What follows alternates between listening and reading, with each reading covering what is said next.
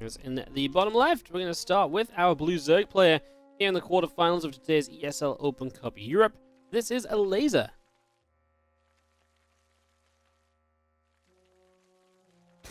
Top right, our red Protoss player from the Shopify Rebellion. It is Harstem.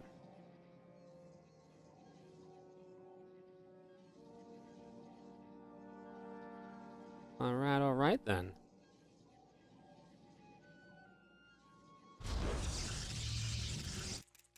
Kind of excited. I feel like Harstem's obviously not had a smooth run. We just saw against Milky Cow. And that was anything but smooth, but yeah, I'm kind of excited to see what else he can get up to here.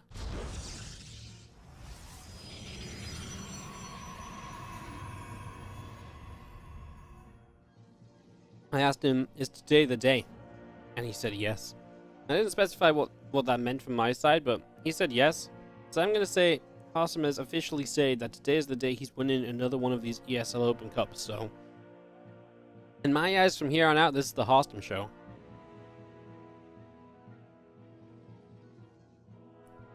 And let's watch as he takes on his good friend Elazer.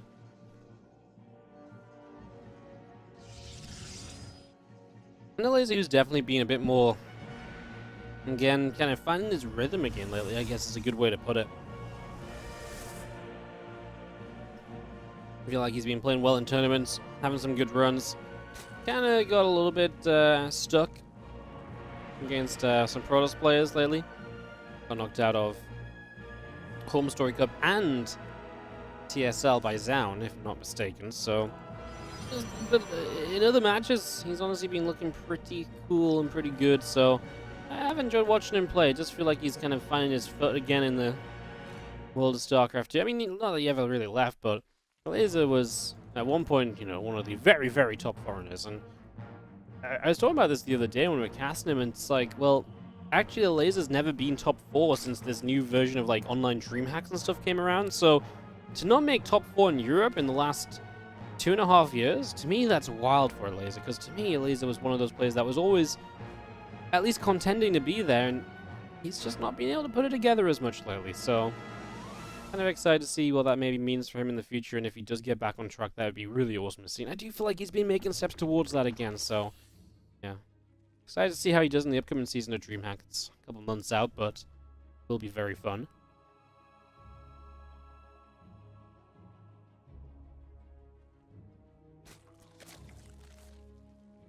Awesome Salt Shaker.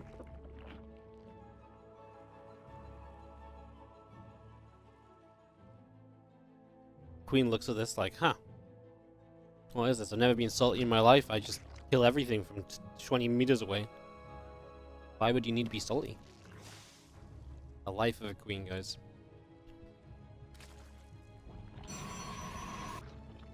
Second queen, first queen gets the second queen's like, hello? Have you seen this? Do you understand? The queen's like, no, I don't get it. Being salty? Never experienced that. Whatever goes wrong for queens, right, guys? Oracle shows up. Backs away. Saw the Salt Shaker. Figured, hey, there's probably 2 queens looking at that thing, figuring out what the hell's going on. Pulled back. Genius move. You knew the Salt Shaker spray would be so impactful at the start of this game. Good spot in the Oracle. Sees the Lings moving out. And he sees more Lings moving out. So, even if these Oracles don't find damage, which they haven't, they know there's Lings moving across to try and cancel a third. So you would imagine Harstem has preparation to help deal with that. And do you imagine the Oracles have to get back home to help deal with this as well? The Adept is going to go down, but hopefully that's all that goes down. If even the Adept, wow, he actually backs away and doesn't get the Adept kill. So Adept even lives through this onslaught of Lings, and that's really nice of Harstem, because the Elazer made extra Lings instead of drones to try and pressure here. And obviously when that doesn't result in anything, that's going to be very good for you, right? So, yeah, that's a real big benefit.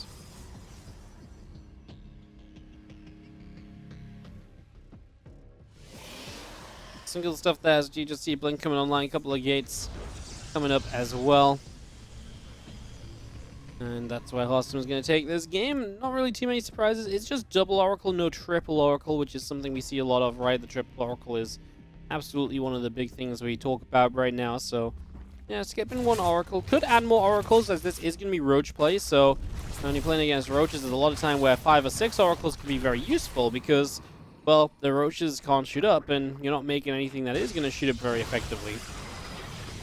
So that is a possibility, help give you a bit of safety against some of the endless onslaughts of aggression, because it's very difficult to bring queens across the map with this style nowadays for Elazer, as he is just heading up into a lane. He will start melee upgrades too, so it's still going to be that. I mean, as of late, we've seen a lot of kind of melee upgrade styles, so this is just going to be one of those. Melee upgrades have been pretty good recently. They've been pretty on point for the most part.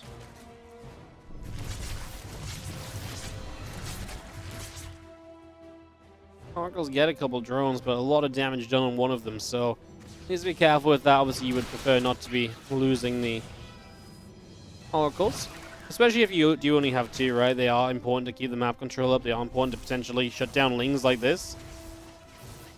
And that's what they do, actually getting quite a few additional kills at the end there, so looks like quite nice. The Harstem will push forward for the first time now with Fling. No +1 with his attack, so it's a bit more aggressive. Because you don't have +1, you have a few more units typically, I'd imagine.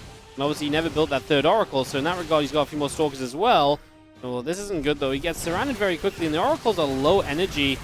Oh, this is really bad. Oh crap, that's bad. Oh no! Yeah, that's really bad. Because, and now he loses an Oracle too. The Oracles don't have much energy, so they couldn't help much against the Lings. Then the Lings are safely wrapping around the Stalkers, and then the Bile's connected. Holy...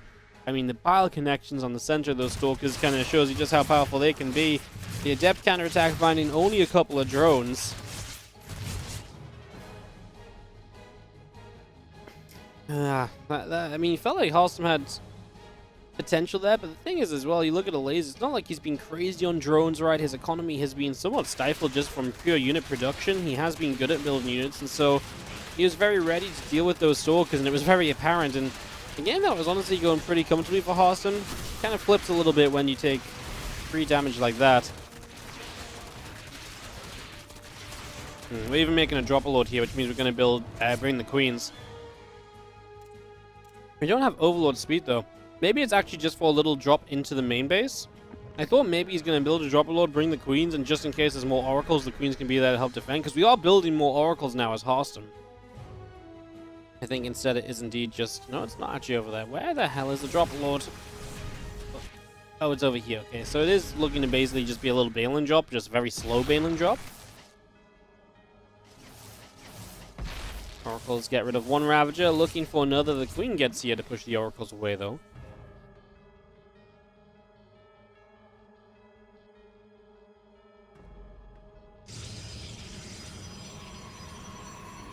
Three Banes, 2 Lings. The slowest drop in the world. You guys remember the slowest drop in the world we actually casted on Blackburn? Main base to main base through the slow zone, slow overloads, and actually won the game. I can't remember what match that was, but it was really fucking good. I don't know why I'm swearing so much today. Because we mentioned them, and literally 3 minutes later we went back, and then the drop actually landed in the base. I actually think it might be my YouTube title of the video is like the slowest drop in the world or something.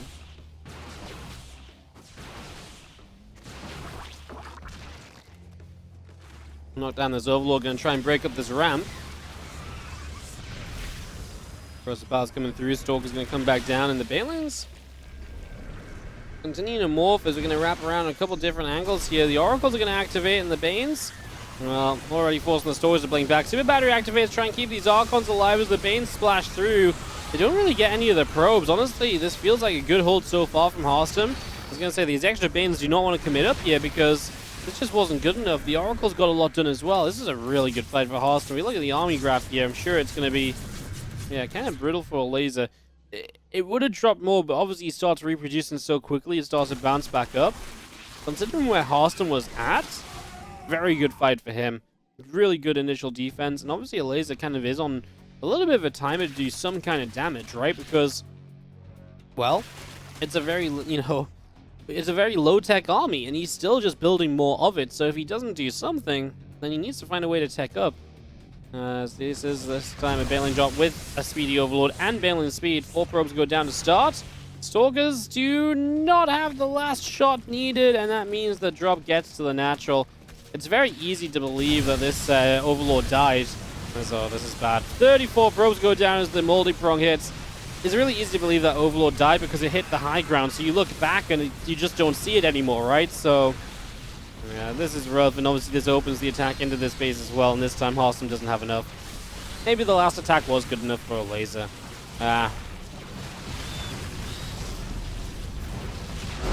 GG, as this base goes down, Elazer is going to take the 1-0 lead against Harstem in this best of 3. I just, for some reason for Moaz, I think it was a Reno game. Clem vs. Reno, the world's slowest lurk drop. It is actually the way I titled the YouTube video. Top right, upper game, Elazer from Team Liquid, of course, against the Shopify Rebellion Red Protoss player, Harstem.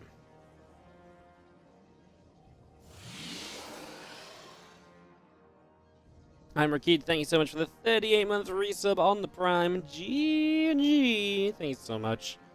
If you guys are out there and you want to be legendary like I'm Rakid, you too can hit the subscription button and then click Prime and subscribe for free today. Support the channel. Support StarCraft. Allow us to do more of it. Make more StarCraft. That's what we like doing. So, yeah. If you're feeling good, then go ahead and maybe give that a check out as we get into this game number 2.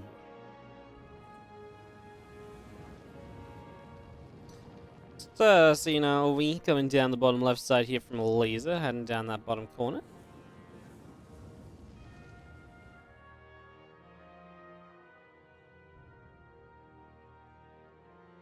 The Indy camera, see what Indy's watching. Indy, our favorite observer, the beautiful TSL9 observer.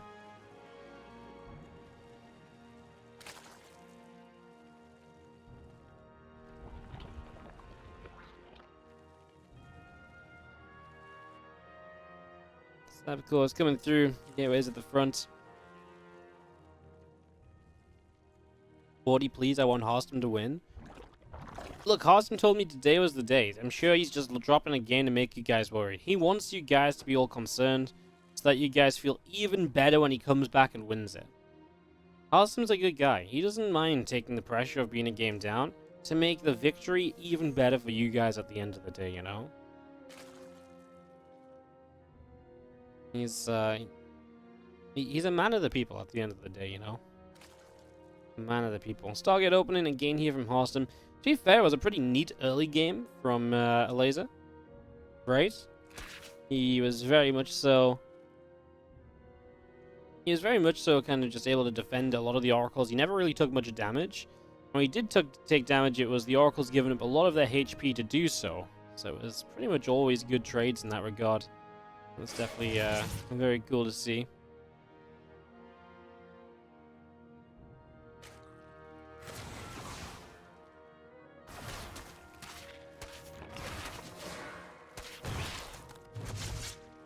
Lings is chasing around, the Adept moving around as well. Queen continue to hunt that down. Is Ling Speed going to be finishing up shortly?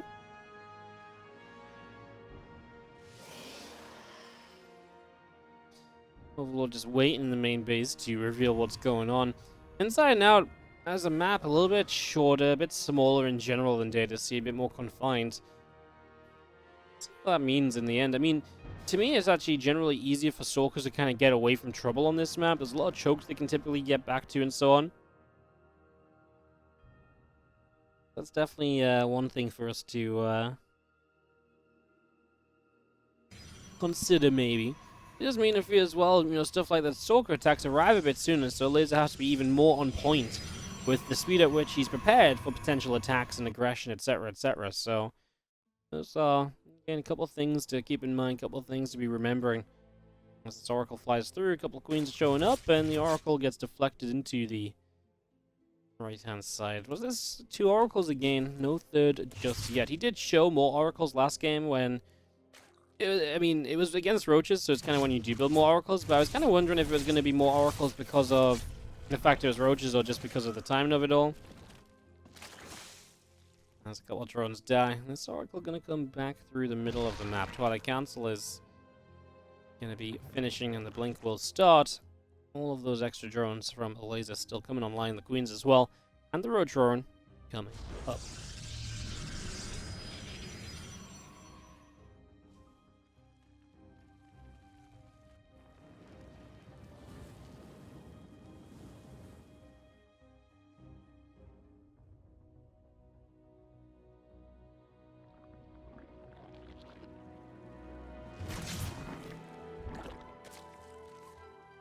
Two Oracles still just cruising, seeing if there's anything they can achieve as they fly around, and honestly, so far there's not really been much for them to achieve. Again, Elazer goes Roach Drone, and then the Evo Chambers, so a little safer on the side of Elazer. Will protect him maybe against some of the potential charge Archon follow-ups and stuff, I suppose, instead of just going for the melee upgrade early and not having access to Roaches soon enough to kind of defend those attacks. So that might be a bit of an adaptation we're seeing, because a lot of people have been punishing the fact that Zergs were Ling heavy for a long time as of late, so maybe a little bit of an adaptation of the metagame there.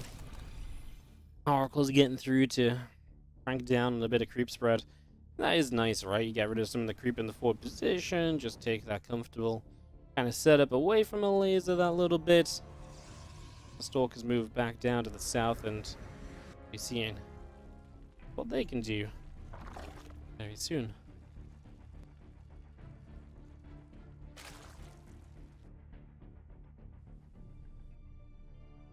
All the upgrades coming online, like I say, and you've seen the Baneling Nest is about halfway along here. The Oracles are overhead. Activation possible to deal with these Zerglings. There is the group of units on the right-hand side. These Stalkers need to be careful not to get in the same position as they did last time, which maybe they would if these Lings were there, and then they probably would be enough Lings to surround them. But Harstem's very aware of where these Lings are, and that might have even motivated him to have been this aggressive with the Stalkers, and getting forward and getting a couple of chips on some of the Lings at the front and so on. Following this up with an armor upgrade, so double upgrades from Harstem as he gets Zealots on the way as well. The armor upgrade is not one you see a lot in PvZ, but it's something we're going to see a little bit of right now as we get this up and ready to go.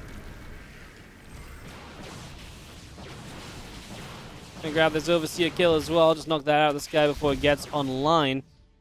And just gonna be seeing our Lings still trying to counterattack battery cannon, Oracles as well. These Lings should have served their last fight, but they actually don't. I mean, they slip away. Lings are so tricky, man. How do they do this? How do they get away every time? They do very often find their way out of trouble in those situations. It can be pretty impressive as the hatchery wants to come down over on the 3 o'clock.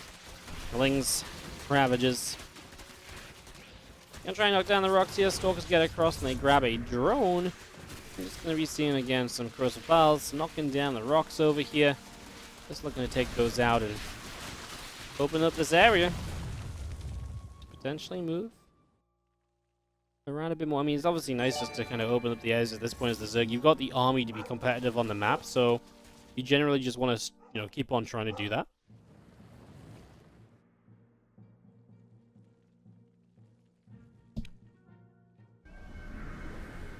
Don't know what Ellie's barking at. Sorry, guys. Yeah, this gets interesting. Harstem's obviously kind of moving forward, and then these Roaches and Ravages on the left. Gotta be careful here. I mean, this is going to be the point where, as Harstem, you're sizing up whether you do have what you need to really take on this army. Oracle's going to sit over it. Obviously, that's free damage. If you can get rid of the Ravages, too, what a great start that is Zealots don't really want to busy themselves with the Banelings. That's what the Banelings want to roll into. The Oracles did chase the Ravages all the way back, basically separating this army. Can we protect the probes? Yes, we can. 25 went down. These Lings getting picked off as well. I mean, for Elazer, a lot of units going down for free here, really not gaining all that much. The last few Zealots that went across the map are going to get cleaned up as well, but now Harstem is actually going to move forward. He just cleaned out a lot of the Banes. Elazer hasn't really rebuilt Banelings yet, so this is just Ling Roach Ravager. Is that going to be enough against, I mean, to be fair, this is almost purely Stalker. This is actually where you do want a lot of Zealots to come into play, though, right? Because now Zealots would actually be really good because there's no Banelings to get through them. So yeah, this would be the ideal time to see a few Banes, but that's not currently available, unfortunately.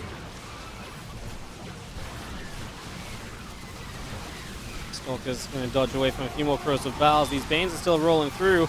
Going to try and connect in. Obviously, the Stalkers split quite nicely to begin with. The Oracles are now coming back. What can they add as we reinforce with extra Stalkers? The whooping will not be cancelled. The forward pylon was backed up by another. As Piles actually take down a Stalker. It's not every day you see that. Feels like Harstem just doesn't quite have enough in these fights. Chases it away. I mean, it just feels so expensive for him. What's the resources lost at? 8.4 to 7.2. It's reasonable. He's mining about the same, so yeah, it's definitely, it's going all right for Harstem. It could be a lot worse. These Oracles would like to not die to a random Squawk Roller, though. please keep Oracles alive. Appreciate that.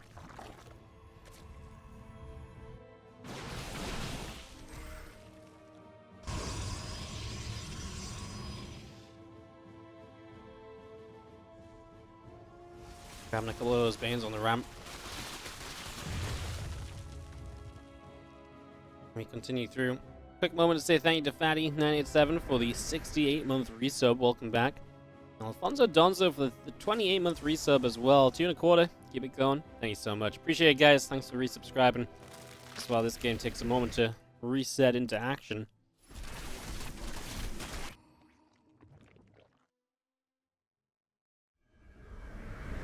I think one important thing for Harstem is only 8 probes died. So his economy has been really good throughout. And a lot of the time, it just feels like that Zerg needs to hit this economy down and really make this style work. These Oracles are going to activate and just go for what they can. The probes start running very quickly as the Banes could just blow up the Nexus, but that's very inefficient. Man, the Roaches really just trounced the Stalkers, did they not, on that right side? The Banes here going to potentially take down the Archon. The last Baneling gets it. Again, they just don't hit anything meaningful, though. Like, one Archon for all those Banes, great trade for Harstem. And again, Elazer's just left rebuilding as Harstem's army is stacked up. Some of these fights for Harstem looked a little bit scary, but he's been able to hang on in there. He's been able to make this look okay. I think Harstem is on his way to a 1-1 scoreline, perhaps. I mean, the armies are still maxed, but it feels like Harstem's army continues to trade very well, especially now as he gets some splash-ins, such as Archons. Feels really good.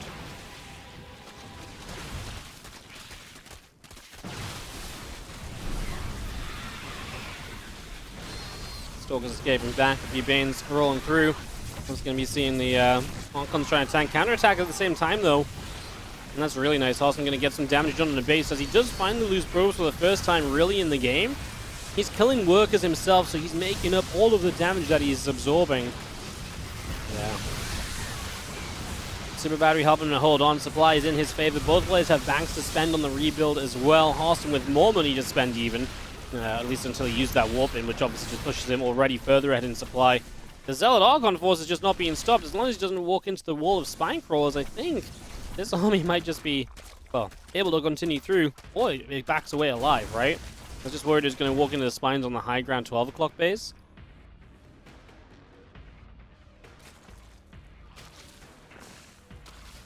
Elazer only has 4 lava. Like,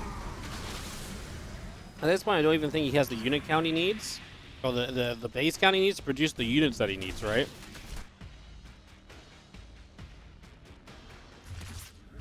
Zerg limited by that production.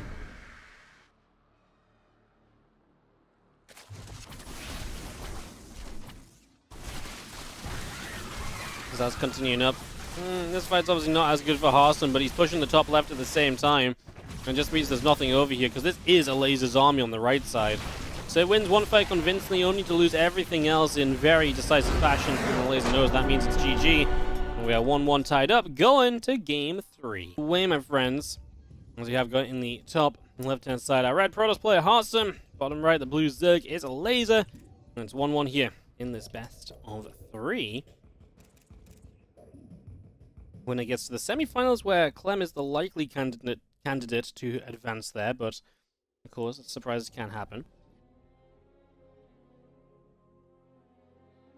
I'll take a cheeky refresh of the bracket to see where we stand today. So, apparently Clem still playing Firefly. Winner of that plays Elazer, and then winner plays the winner of this. Maxback's Heroine happening in the bottom round of 8 as well. A few matches that have been going on a while, actually, in some of the earlier rounds, but don't know if they're just not updated, or if they're actually taking a long time, right? So we don't really have full news on those just yet. Obviously, keep you guys updated if anything interesting does come around on the bracket. For now, though, just setting up on game 3. Cosmic Sapphire, gold base in the corner. Something you got to be careful of. Obviously, you don't want to let Zerg get away with that or anything. Some pros players have been trying to take that gold lately as well.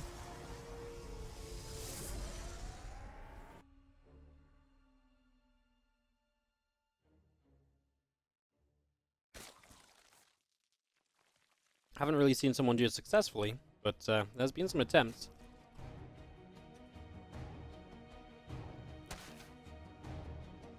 There's a pretty far out gold base.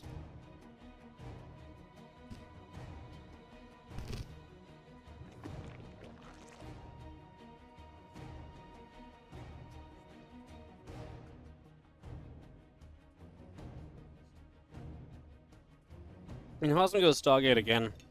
You could obviously argue predictable and stuff, but I feel like right now it's just such a solid way to open. It puts you in a good position and can give you a good setup. There's still a few differences you can make happen as well from this setup too. We talked about those before. Different Oracle count, even Void Ray Oracle or so.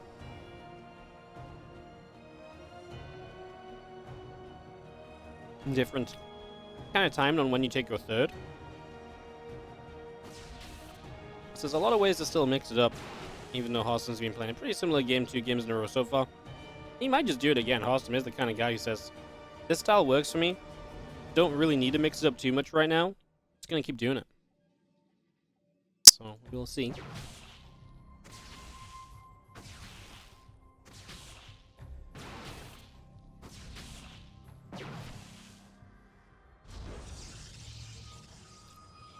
This Overlord's making a runaway attempt, but will go down. Stalker is good to guarantee that kill.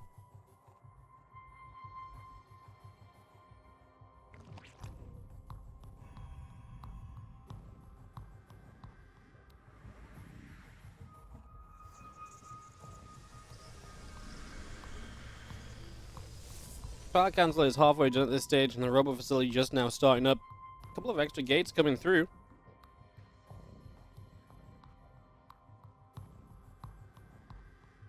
Just getting that up and online. And there's the charge coming up as well. Now this is going to be a charge before blink, right? So there's one of the ways you can switch this up. This is a lot of gates coming down. And this is actually just going to be a Prism and a ton of charge lots trying to win this game. And look what Elazer's done as well. Lair before Rotor in this game. So his build is very different too.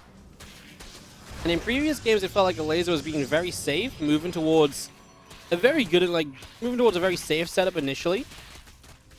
But now, I'm in a bit more trouble. These Oracles need to activate and push these Lings back. I know this Stalker's going to die, but yeah, he needs to make this. Oh, he's actually going to Nydus. Wow. Does Ling Queen Nydus beat this? It's going to be interesting because obviously the gate should be online, but you're not going to have charge for a little bit. Nydus starts to finish build, and I think you're going to have charge for the defense. I think this is very good for Harstem, no? It's a lot of units from Elazer, but it's Ling Queen. Is that going to be enough? Obviously, it depends on the Nydus, I suppose, as well, and where that hits. All of these gates coming online. Prism about to finish up. Harstem not really mining any gas, but Elazer's just Ling Queen, right? Like, it's not like Elazer has any units that are great against Zealots. It's massive units versus massive units, and right now, Army Supply looked scary for Elazer. Harstem, if he sees the Nydus straight away, which he should be able to, could respond to. There's a couple of Adepts get caught. Ling's poking at the front. The Oracles are pulling back. The Zealots are heading towards the main base, as I guess we're going to just go for a warp in there. Already Zealots on the front trying to fight, but that's a lot of Lings, and they might be in some trouble, actually, as the Prism needs to be kind of safe. You kind of want to keep this Prism alive for micro and potential counterattacks. This Harstem is going to be doing okay for now. The Lings have broken through there. The Queens, like I say, they just don't do damage to these Zealots. The Zealots are kind of overrunning, and the Elazer's going to be kind of banging his head on his table, I think. Like, why has he got Zealots, man? Like, if this was, I mean, this was so unscouted, it was so unseen. Nice save on those Zealots. The Prism just surviving. Oh, that's a massive pylon, though. That pylon powers all of these gateways. Harstem realized that he's on his way to try and protect it, as the Queens will finish it off. So he is going to start to try and repower here. That's 6 of his gates down. That's a lot of his production. That could be Elazer's way to victory. More pylons building because he knows that those pylons are going to be important. The Oracles need to find a way to activate. No, I mean, get on top of these Lings, surely. No, the Zealots have found themselves in the corner. Here comes The gateway is coming back online. Harstem kind of zealots backwards. Supplies are even. Harstem is, I think, still doing this, though. I mean, the zealots just need to be careful on low HP. I mean, it's honestly funny because this is just a spam of units versus a spam of units, but Harstem has 10 more probes. He's still adding a couple on here and there. I just don't understand why the oracles aren't activating. I understand the lings move around a lot, but it feels like there's been times the lings have settled somewhere and the oracles have still not used their energy. He activates them now to help deal with these last few lings on the natural. And now is he going to keep them active as he flies one into the queens? That's obviously not ideal. That should get targeted down, but he pulls it back. Also a little bit of a supply lead here. Starting to lose the gateways, right? So that is an issue. This position is awkward, but as he loses gateways, he actually does get an easier engagement because one of the reasons he can't fight right now is that the gateways are choking him up. Like, no one has a good way to fight here. I mean, in a way, is the choke good? Kind of, because it stops the lings getting us around, but then the zealots can't get us around on the queens either. Very awkward position, and again, it's harsh for Harstem because he obviously wants to try and protect his production. I guess the zealots do finish warping in. More pylons coming online. I mean, this is a good fight for Harstem, right? Wall of zealots against wall of lings. Zealots should be fantastic here, surely. The queens are adding a lot of damage, though, as Harstem's army supply has fallen a little bit behind. Oracle's activating again as these few lings go to the natural. That means he's probably going to give up on the production of the main. Harstem could maybe start some extra, gates elsewhere at this point in time. That might actually be viable for him because, again, the main base seems like he's going to lose those gates. I love that Elazer stopped killing the gates and started killing the pylons because killing the gates actually was making it worse for him. It was giving Harstem an easier fight. Killing the pylons does just the same job, but obviously gives Harstem still a tougher fight onto these queens. He's trying to wrap around again. The oracles are still sat here with energy. A couple of zealots chasing after lings as probes have gone down. We've had some drones dying, so Harstem did get his prism across the map for a counterattack. Queen count is just ridiculous, so I feel like we've not gotten through the queens at all. At first, the queens were kind of not having a good time, but now I'm not convinced. Harstem is up 15 workers if he can just hold on, but it definitely feels like he needs gateways elsewhere, right? These few lings coming across now might be able to deal with those zealots, so the counterattack might finally be done. These few lings in the natural going down as well, though. Elazer's making a push forward. Right now is where the zealots could maybe get a better surround from the other angle, but is there enough zealots to fight? How many gateways are we on now? 5, and 2 of them are very, very low.